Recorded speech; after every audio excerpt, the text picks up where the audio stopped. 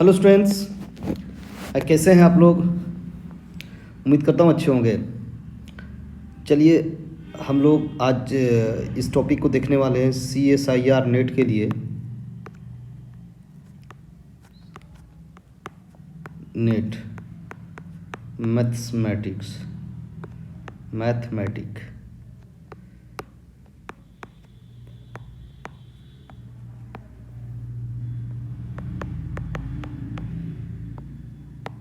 इसमें हम लोग पढ़ेंगे थ्योरी ऑफ इक्वेशन।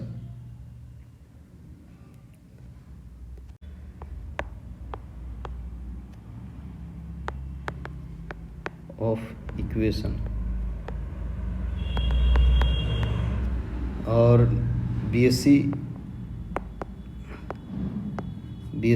MSc के लिए भी लाभ है। इसको ज़रा ध्यान दीजिएगा, BSc MSc और CSIR नेट, तो इसमें सब चीज़ कवर करेंगे हम लोग। तो थ्योरी ऑफ इक्वेशन की बात करें तो हम लोग सबसे पहले एक टर्म होता है थ्योरी ऑफ इक्वेशन में, पोलिनोमियल। तो पोलिनोमियल दो वर्ड से मिलके बना है जी, पोली प्लस नोमियल। पोली मतलब होता है मेनी, नहीं दिख रहा है।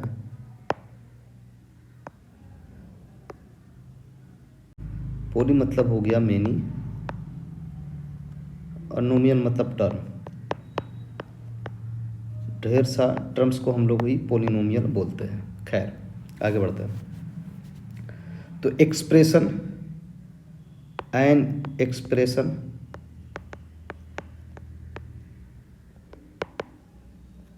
Of the form. अच्छा, 1 मिनट, एक्सप्रेशन क्या होता है सबसे पहले बता दूं। जिसका LHS RHS ना हो, सिर्फ इसी तरह से दिया हो, जैसे ये आपको A0 x⁴n एक्सप्रेशन ये plus A1 x⁴n-1 so on, इसी तरह से चलते जाएगा, है ना। प्लस लास्ट में n-1, क्योंकि यहाँ 0 है, x प्लस AN।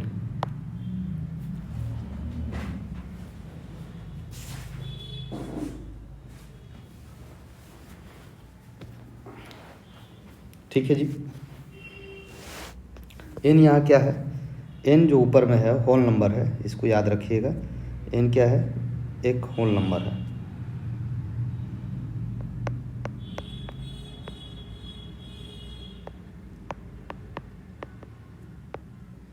n यहाँ पे क्या होल नंबर है, और ये जो दिया हुआ है सो ऑन n तक,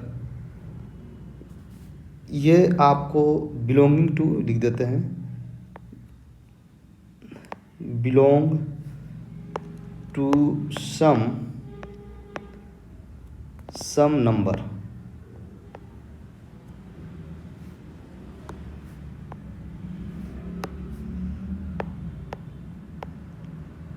सम नंबर सिस्टम, जिसे F बोलते हैं, फील्ड। ठीक है, is called polynomial, is called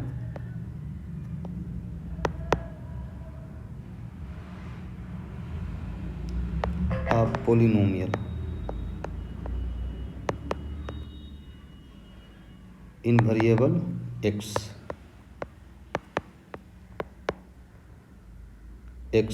over the number system over ये फील्ड कर देते हैं। ठीक, इसका जो भी कोफिशिएंट है वो रियल नंबर है ना। इसका कोफिशिएंट क्या है, रियल नंबर है। इफ़ इसको इसे लिख लेते हैं 1 में, if all the coefficient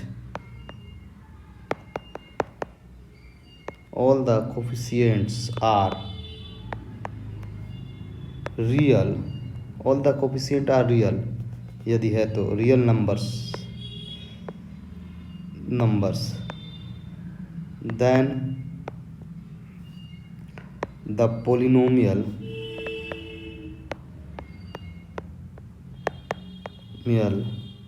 is called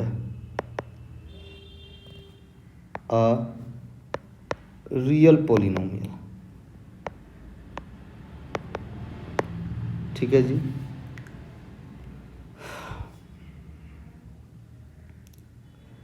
अच्छा, एक चीज़ और याद रखिएगा, ए नॉट जो है नॉट इक्वल टू जीरो होना चाहिए।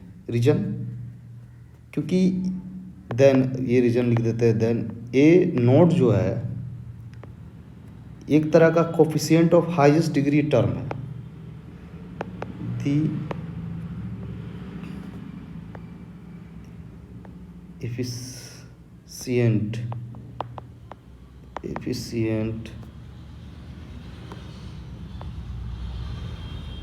efficient of highest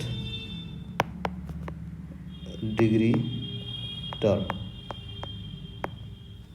इसे याद रखिएगा, है ना, जीरो नहीं होना चाहिए वो। Is called the leading coefficient.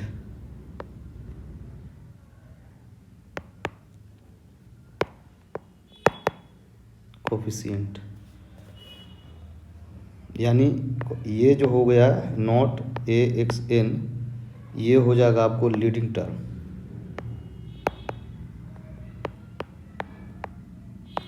ठीक है जी।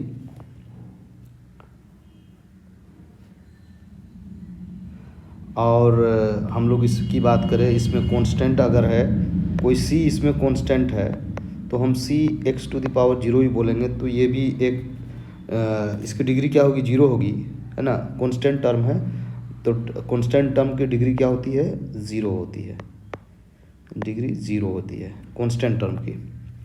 ठीक है। अगर कोई पोलिनोमियल आपका दिया हुआ है एफ एक्स, सपोज कर लेते हैं, ये फंक्शन दिया हुआ पोलिनोमियल का ए एक्स प्लस बी, इस तरह से ए नॉट इक्वल टू जीरो, यहाँ पे अभी बताए थे लीडिंग टर्म है, तो इसकी डिग्री क्या है, डिग्री वन है, डिग्री वन है। तो इसलिए इस पोलिनोमियल को हम लोग क्या बोलेंगे, लीनियर बोलेंगे, लीनियर पोलिनोमियल बोलेंगे। नाइन्थ वगैरह में भी पढ़े होंगे आप लोग। फिर इसी तरह से सेकंड में लेते हैं A X square plus B X plus C, यहाँ पे A not equal to zero होना चाहिए यहाँ पे भी, क्योंकि उसी से डिग्री पता चलता है। तो यहाँ पे डिग्री क्या है, टू है, इसलिए इसे क्या बोलेंगे, जब डिग्री दो हो जाएगा तो क्वाड्रेटिक पोलिनोमियल।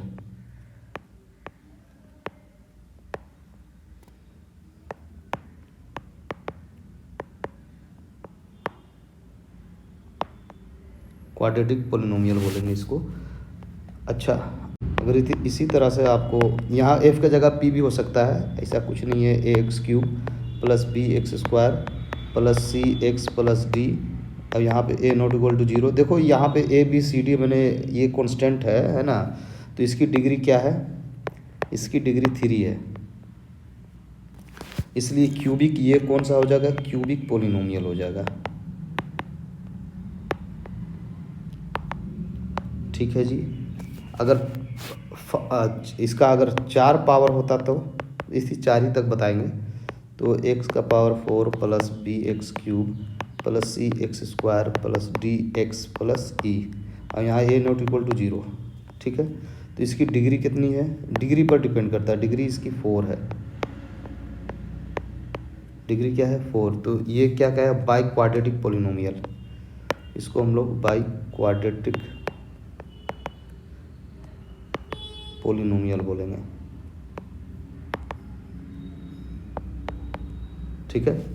अब आइए हम लोग आगे बढ़ते हैं, डिफिनेशन में देखते हैं हम लोग जीरो पोलिनोमियल क्या होता है। जीरो पोलिनोमियल, अब polynomial all of whose coefficient are zero is called a zero polynomial. Simple है, इसको बताने की ज़रूरत भी नहीं थी। अच्छा, अब हम लोग देखेंगे इसी में कुछ अलग चीज़ें। इक्वालिटी देखते हैं, t of two polynomial, two polynomials, last में टू पोलिनोमियल्स लिखा हुआ है। तो सपोज कर लेते हैं कि एफ एक्स एक्स दिया हुआ हमारा naught 1 plus a two x square plus so on a N x to the power n, और एक पी एक्स या जी एक्स जो दिल करे ले लीजिए। हम जी एक्स ले लेते हैं, जी एक्स ले लिया मैंने। ये भी इसी तरह से b zero plus b one x plus b two x square so on b N x n plus है प्लस है।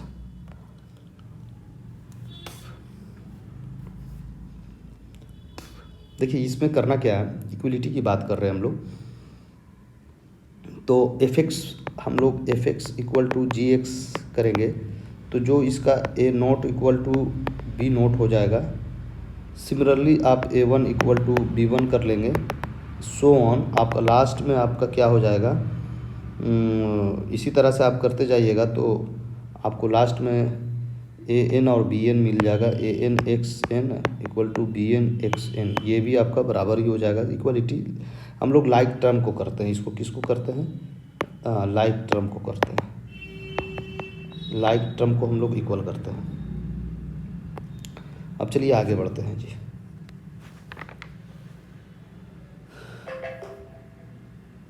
अच्छा, अब हम लोग कंप्लीट और इनकम्प्लीट पोलिनोमियल दोनों देखेंगे।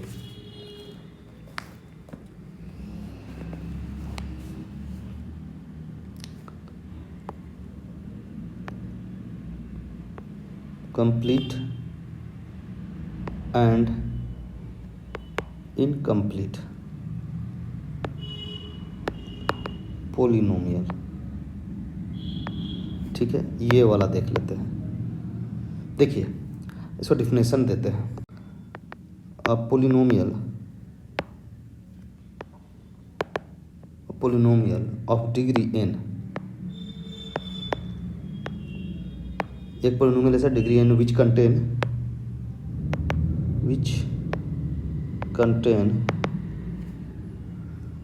contains all powers of variable from 0 to n is called a complete polynomial.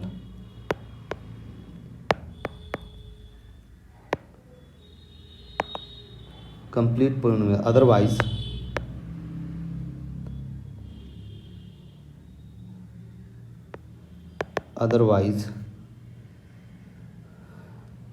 it is said to be incomplete.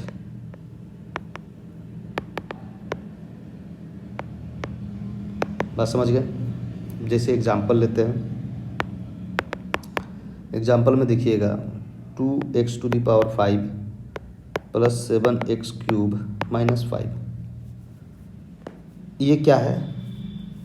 ये तो ये इनकम्प्लीट है, लेकिन पावर क्या होना चाहिए, ये होना चाहिए। ये इनकम्प्लीट है, पोलिनोमियल हो गया। तो कंप्लीट पोलिनोमियल बनाने के लिए हमें क्या करना होगा, x to the power 5 plus 0x to the power 4 करना होगा, और 7x cube plus 0x square plus 0x minus 5, ये कंप्लीट पोलिनोमियल हो गया।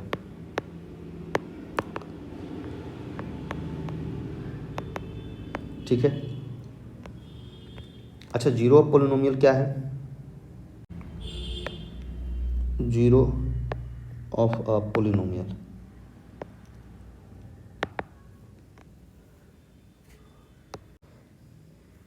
a number अल्फ़ा मान लेते हैं, is called a zero polynomial